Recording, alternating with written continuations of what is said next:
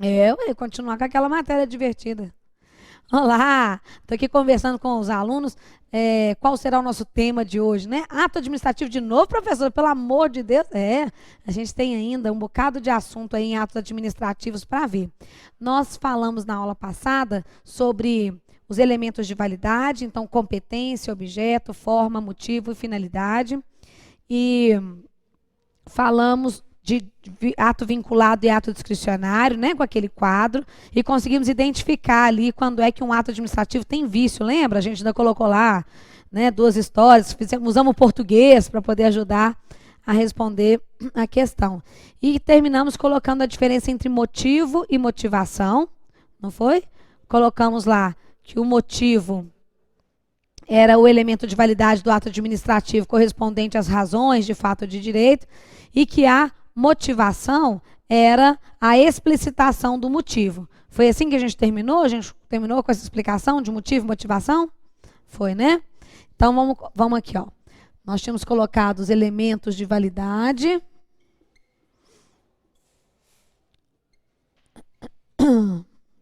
Elementos de validade do ato administrativo.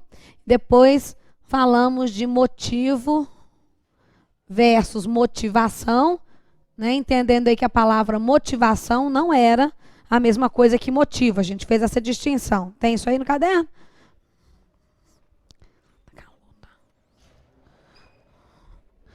Então tá. E agora a gente anota assim: teoria dos motivos determinantes.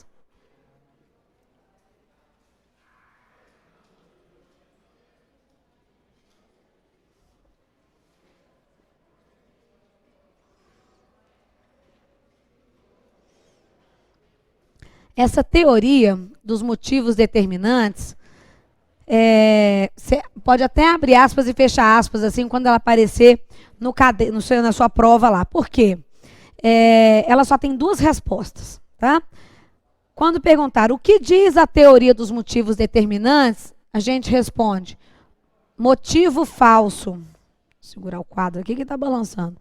Motivo falso ou inexistente invalida o ato.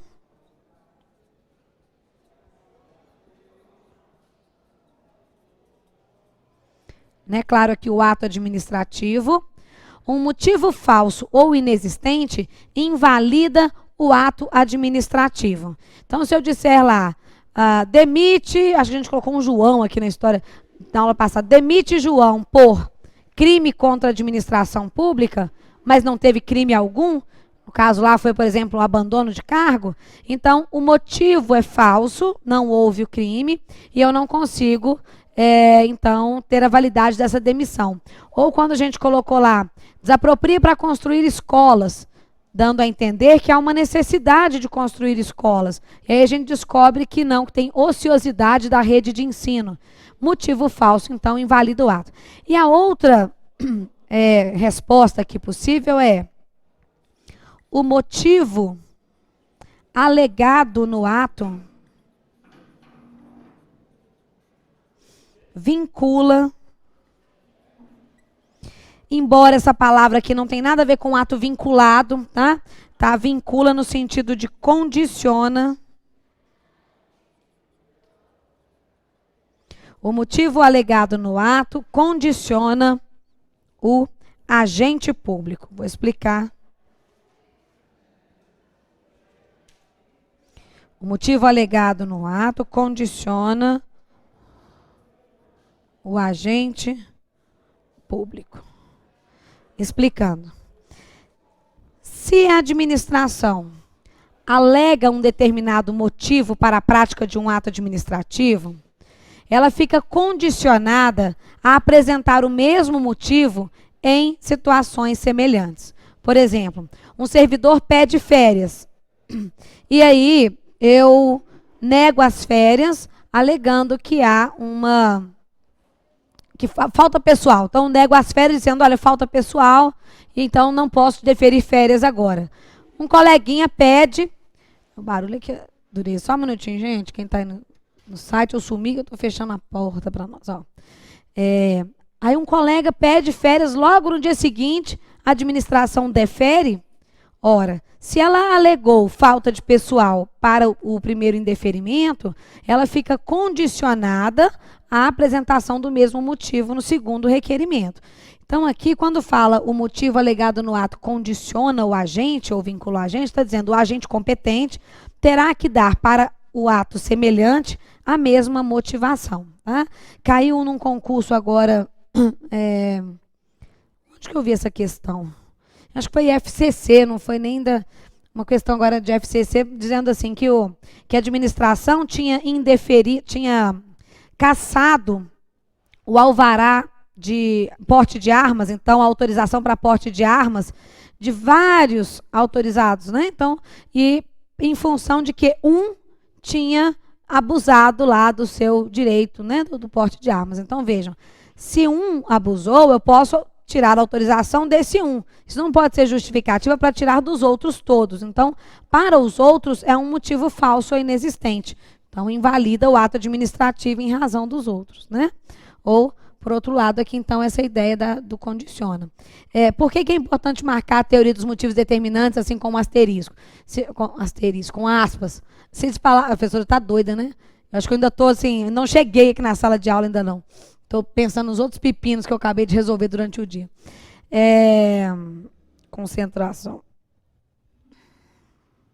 Ah, tá. Se perguntar assim, quanto aos motivos é correto afirmar? O motivo é o fundamento do ato administrativo. Verdadeiro. Se viesse perguntando, a teoria dos motivos determinantes diz que o motivo é o fundamento do ato? Não. Diz que todo ato tem motivo? Não. Tá? Então, não é uma afirmativa que eu possa corresponder a esse enunciado. Né? Tem várias afirmativas verdadeiras sobre motivos determinantes, mas essa teoria aqui tem somente essas duas respostas possíveis. Bom, passado essa ideia de elementos de validade, e aqui então dos motivos, da teoria dos motivos determinantes, convém a gente colocar sobre ato nulo e ato anulável. No direito civil, quando a gente pensa num ato nulo, é aquele ato que não surte efeitos. E o ato anulável, aquele que vai surtir efeitos, né? E que ou não vale até o convalidar. Mas no direito administrativo, tanto os atos administrativos nulos quanto os atos administrativos anuláveis surtem efeitos como se válidos eles fossem. Atos administrativos nulos e anuláveis. Tá? Ambos surtem efeitos como se válidos fossem. Surtem efeitos jurídicos, tá? Como se válidos eles fossem. Qual a diferença aqui? Um ato administrativo nulo é aquele que possui um vício grave de validade. Possui vício grave. Também pode ser chamado de vício insanável. E, ultimamente, estão chamando esse vício de vício absoluto em algumas bancas de concurso. Possui vício grave, ou seja, vício insanável, ou ainda um vício absoluto de validade. Esse ato administrativo tem que ser desfeito. Tem que ser desfeito. Como é que chama o desfazimento de um ato administrativo ilegal? Anulação. Esse ato tem que ser anulado. Tá? Então, o ato administrativo tem que ser desfeito, ele tem que ser anulado. Quais são os vícios graves de um ato administrativo? Quando a gente pensa nos elementos de validade, né, o que seriam esse vício grave, insanável, absoluto aqui? Os vícios quanto, especialmente aqui então, objeto, motivo e finalidade sempre são vícios graves do ato administrativo. Isso aqui seria Eli Lopes Meirelles. O Eli Lopes vai dizer que objeto, motivo e finalidade é grave e que competência e forma é leve. Mas o Celso Antônio, e aí a gente pode, porque nessa mesma linha vai o Zé dos Santos Carvalho Filho também, vai dizer que não só o objeto, o motivo e a finalidade, mas também a competência indelegável. Quando a gente quiser saber quais são as competências indelegáveis, a gente pode ir lá na Lei 9784 de 99, no artigo 13, tá? Embora ela seja uma lei federal e não uma lei nacional, esse artigo 13, essa Lei 9784 tem sido usada pela jurisprudência como uma espécie de norma geral sobre processos administrativos. Então, o artigo 13 ele diz assim: os atos de competência exclusiva ou privativa em razão da matéria. Ela não faz distinção de exclusiva e privativa, fala competência em razão da matéria.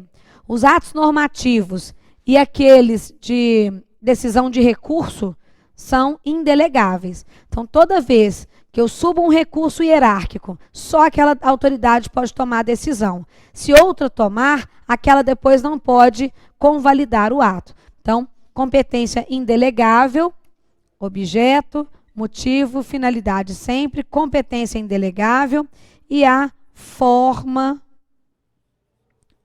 essencial.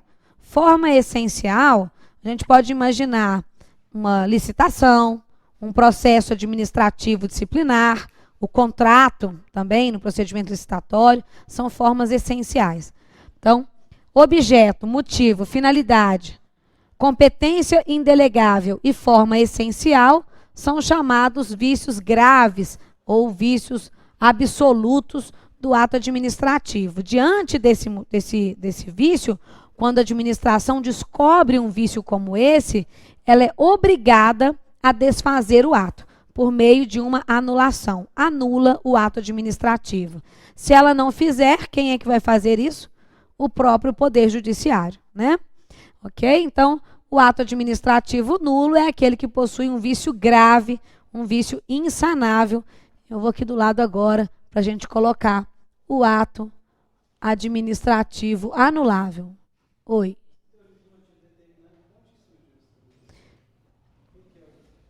Quem que é o defensor dessa teoria, né? Nunca fiquei sabendo. Só sei que toda a prova vai pedir. A pergunta é, quem escreveu a teoria dos motivos determinados? Se não foi Maomé, não sei não, viu? Mas provavelmente ela vem lá da doutrina francesa. Então pode ser o Leon de Guy, o Maurice Rioux e aqueles velhos, o Gesé, que são os antigos escritores de direito administrativo franceses, que vieram, foram os primeiros livros que apareceram aqui, que já aparece desde os primeiros livros do Eli Lopes. Todos vão falar dela. Ato administrativo anulável. O ato administrativo anulável, então, é aquele que possui vício leve, ou que eu também poderia chamar de vício sanável, ou que eu poderia chamar de vício relativo. Um vício leve, sanável, relativo, né, diante dele, a administração pública pode ser desfeito pela administração pública, ou seja, pode ser anulado ou pode ser mantido, sinônimo, confirmado, sinônimo, ratificado, ou o nome técnico, convalidado.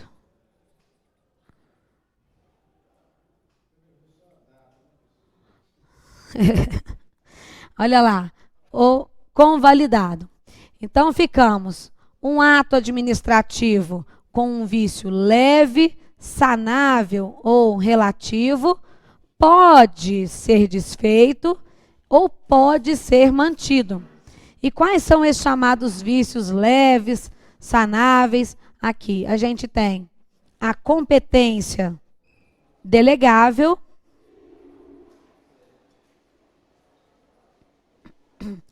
ou a forma não essencial. Ou a questão de prova vai dizer que o vício era quanto à forma não essencial, ou ele vai especificamente trazer uma forma não essencial, mas é muito mais difícil isso vir. A forma essencial, por exemplo, um contrato, o procedimento licitatório, o processo disciplinar, o processo administrativo, é mais fácil de vir como exemplo, né? Agora, a forma não essencial, exatamente porque ela não é definida em lei, é muito difícil construir uma questão de prova. Então, quando vir falando de vício sanável, vai falar um ato com vício quanto à forma não essencial, tá? Ou quer ver uma questão difícil que já caiu para juiz com essa pegadinha? Veio dizendo assim: a prática de um determinado ato na administração pública dependia da oitiva de uma, ou de se ouvir um conselho consultivo. E esse conselho consultivo não foi ouvido. A questão toda era o vício quanto a essa manifestação do conselho, que ficou faltando. Só que como ele era um conselho consultivo, ele não ia condicionar a decisão da administração pública. Se dissesse que era um conselho deliberativo, aí sim seria necessário ouvi-lo antes da decisão da administração. Então, o que foi feito depois? Ouviu-se o conselho, ele deu entendimento no sentido do ato que a administração já tinha praticado, e aí convalidou-se o ato. Bom, então essa convalidação que é possível aqui não é uma retificação do ato, ela é uma confirmação do ato administrativo, tá? Tá dando para ouvir, gente? Vocês querem deixar a porta assim? Dá para ouvir? Tá, né? Fica mais... Porque o pessoal do lado do SAT escuta tudo, porque eu tô com o microfone aqui no cantinho. De vocês, só me pedir se precisar de falar mais alto. Bom, eu gosto de entender esse ato nulo e anulável aqui pensando em relacionamento. Quando a gente começa a namorar, como é que a coisa funciona? A moça é perfeita, né não? Não tem nenhum defeito. O rapaz, um príncipe encantado. Só a sua família que não vai com a cara dele, mas tudo bem, né? Então lá, o seu sonho realizado, o príncipe no cavalo branco, a princesa lá no pedestal. Aí casa. O que você descobre? Que a pessoa tem um tanto de defeitos, não é assim? Aí você descobre que a pessoa aperta a pasta de dente no meio. Os meninos descobrem que elas penduram a calcinha no box. O que mais? A gente descobre que eles deixam toalha molhada na beirada da cama. Vejam bem, os vícios vão aparecendo e alguns desses vícios são vícios suportáveis. O casamento vai continuar com a toalha molhada, com calcinha ou sem calcinha no box, né? Vai continuar. E você vai até confirmar os votos iniciais com as bodas de prata, bodas de ouro. Então, a convalidação é mais ou menos isso. A gente descobre que o ato administrativo tem um vício que é suportável, tá? Não há ali prejuízo ao interesse público, nem prejudicando um terceiro. E aí a administração, em vez de consertar, porque você não consegue consertar aquela pessoa, tá? Não achem que seja possível mudar alguém. Aqui também eu não vou mudar o ato. O ato está lá prontinho com um defeito. Nós vamos praticar um ato novo, papel A4 branco, convalidando, confirmando o ato inicial. Então, o ato não é retificado, ele é ratificado, ele é confirmado. Imagina uma nomeação de um servidor público que tenha tido todas as condições, vaga, aprovado, necessidade de provimento, pensando que nos elementos de validade, né, tem motivo, finalidade, interesse público e tudo mais. Só que, quanto à forma, esqueceram lá de um carimbo ou uma assinatura. Quando a administração descobre isso, digamos, 10 anos depois, que aquele ato lá de nomeação do servidor ficou com esse defeito quanto à forma. Só que não era uma forma essencial, era uma forma não essencial.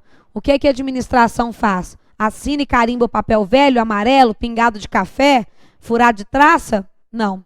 Ela pega um papel A4 novo e fala: fica confirmada a nomeação, a posse, o exercício do servidor fulano de tal, desde a data tal.